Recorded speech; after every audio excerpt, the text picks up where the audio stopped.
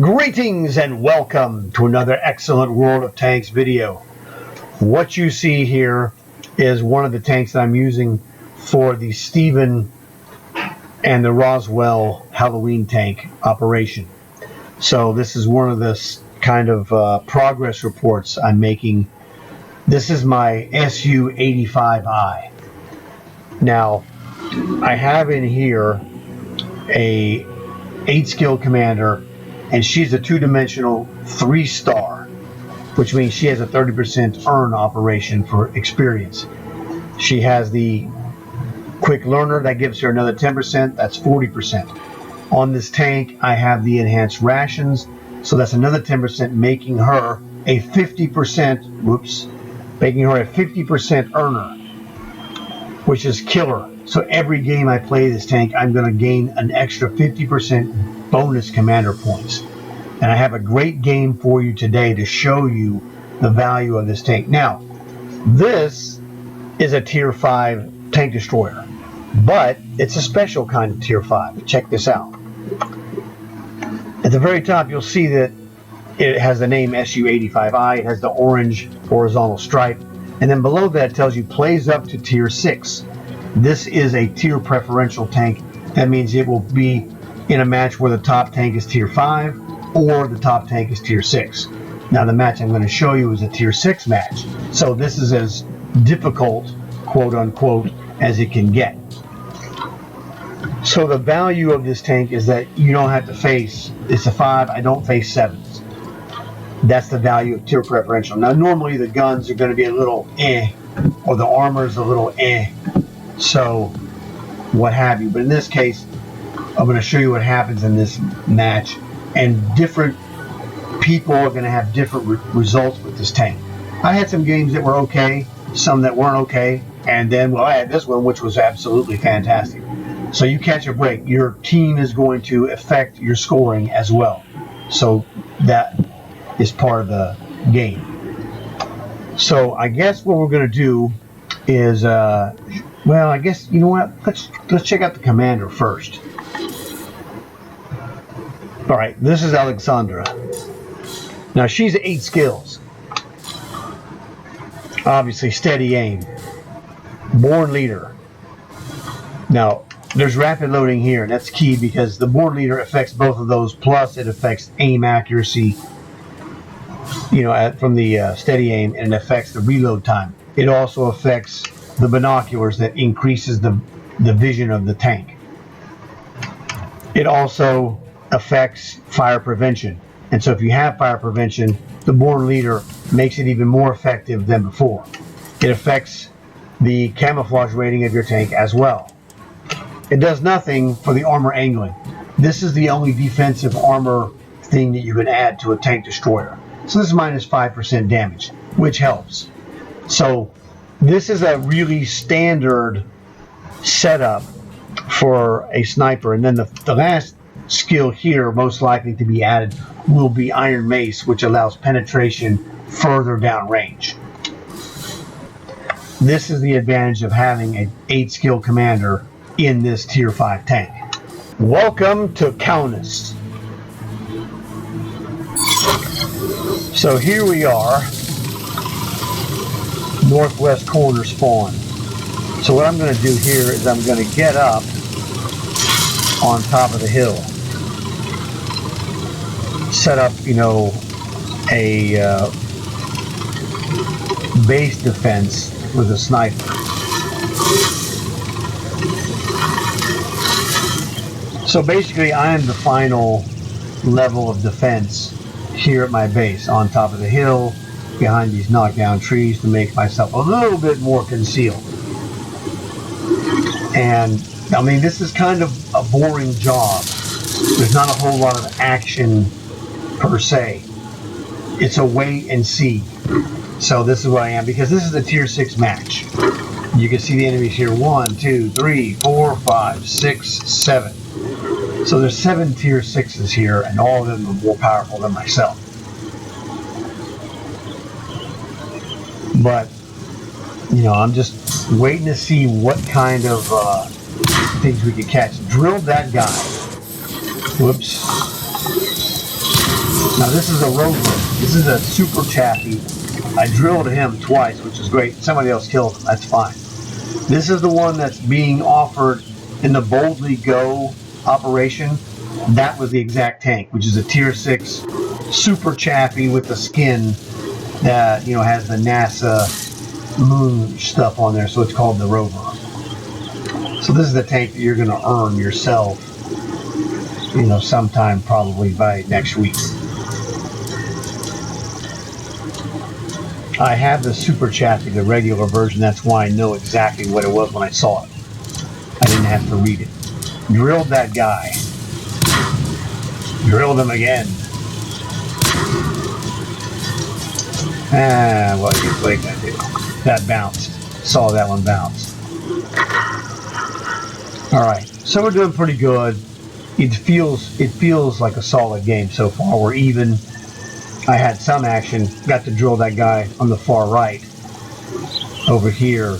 Drilled that Rover. So I'm feeling, you know, alright, you know, this is working out good because they didn't take shots at me at all.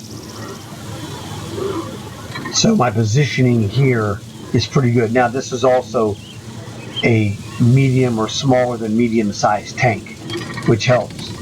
It's a little more concealed than if I had something bigger like a Tiger tank or one of those, you know, tier 8, 9, or 10 tanks. There we go. I don't have a good shot there, obviously, with just this turret exposed.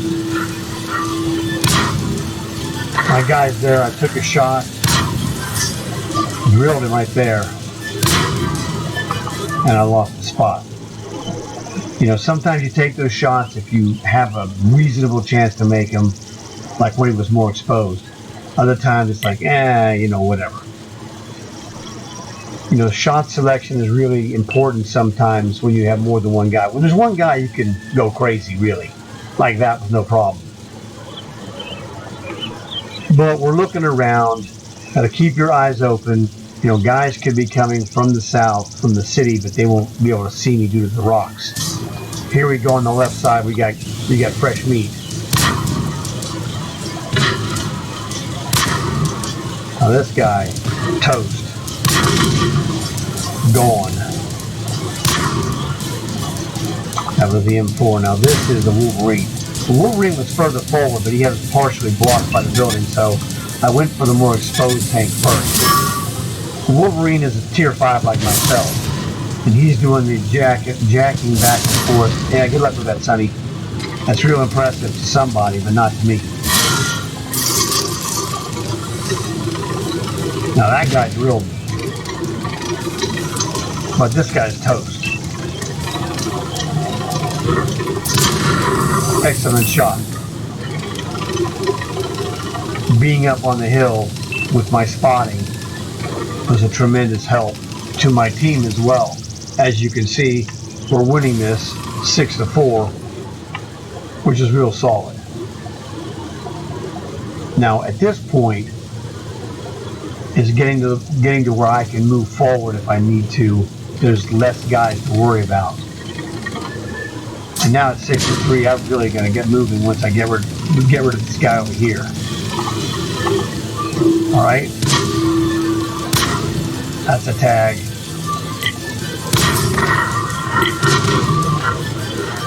Our guy finished him off, and then, you know, he killed somebody else. So 5-2. It's in the bag. I got to get moving. You know, if I'm going to do anything. And that's the thing. When you're playing a tank like this, I'm just playing to help the team win if we can, score damage whenever it's available. Sometimes you're going to get a great game like I have here, and you'll see that at the end. Sometimes you have a mediocre game. Now, I'm obviously working on my contract, which is the Roswell and the Steven Commander.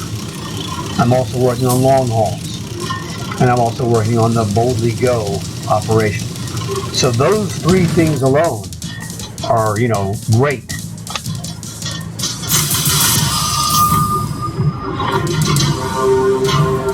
And there you go. So this is one of those things. Don't be greedy. Don't try to be a superstar beyond your tank's ability. Just do your job. All I did was just do my job. You saw it. I I didn't do anything super spectacular, super fancy. I was in position. Fortunately, that position worked out, in this game today. So everything went smoothly. I got attacked a little bit, but not too much. So I had good helpers. That always helps. When you have helpers, it makes a huge difference. Having the helpers saved me from being, whacked necessarily. So that was really fantastic. It helps to have a good team. I mean, that Churchill did good. And same thing with that Panzer III-4. All right, here we are at the end of game screen. As you can see, now this is a premium tank, so with the premium time as well, 32,000 silver, that was fantastic. 5,000 experience, that's fine. It's a premium tank. I'm not worried about upgrading it, so it's not a big deal. But I did get 7,000 commander points, which was fantastic. Now that's a bonus because that was the first win of the day in that tank. So, good score, 2 kills, which is not really super fantastic, but the 1983 damage is killer, and that's where the MVP comes from, is I was able to damage that rover that somebody killed. I took out that M4 and also that Wolverine, hit those other guys as well, so this helped across the board. So Bruiser knocked out modules and or crew, did more damage than my hit points, got 5 consecutive armor-piercing shots. Hey, that's a bonus. I'll take a Master Gunner. That's good. Second class overall performance, real solid. Can't complain about that at all. I just got this tank. Well, actually, I've had it, but I just recently outfitted it for this contract. I've never used it because it's not something I would just normally use. It's not what I call a difference maker, where you can go out and lead the charge in this tank. Now, as you can see, top damage getter, obviously. This guy did great, but he's a tier 6. I'm a tier 5 that's weaker. So that's how I'm MVP. Now, I outscored him. He got more kills than me. But I'm a weaker tank, and that's how I got MVP, is because I had better damage, and a weaker tank gets a bonus. So there you go. Everything was really pretty smooth. You saw the whole thing. It wasn't rocket science. And this is the key thing.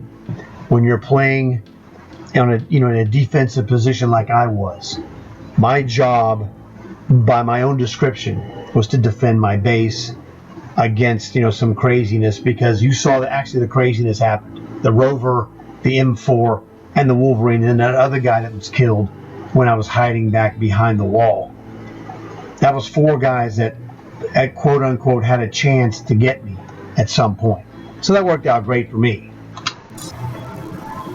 So I thought this was a great match to show you how you can score without being a superstar. Okay? People try to go out and make things happen and force the situation, etc., etc. Like the M4 when he was charging on my left, backed up by the Wolverine. Well, I was in position waiting for something like that. It came, I tagged him, took him out, and then took out his backup buddy, the Wolverine, because I had the better position. As an elevated sniper, you have a positional advantage over those guys if you can execute it, which luckily I did. So that's the thing. This is not a super awesome tank. It's pretty, it's pretty good, solid tank, obviously. Got MVP and you watched it. But you gotta keep your head on your business. Don't get a big head trying to think, I'm a superstar, this tank is awesome. It is not awesome. But is it very solid and reliable? It absolutely is. And that's really all you need. Play within yourself. Don't try to show off. Don't try to be super special. Do your job to the best of your ability, or my ability. So you do it to the best of your ability. That's the thing. So that's the killer lesson that you have in this game here, because this, like I said, is not a super great tank. It's just really solid. You get in good position. You have a decent team. Like I had a decent team. It kept a lot of those fringe guys off from charging me, etc. They let me do my job. And if you let a sniper do his job, MVPs can happen. It's possible. So Hope you guys enjoyed the video. Hope you learned something maybe that will help you. Tell your friends. Maybe they'll leave a like or subscribe. I got plenty more videos to do, so lots of stuff available for you guys to check out. I look forward to seeing you guys again in another video. And as always, I'd like to tell you something. Like and subscribe.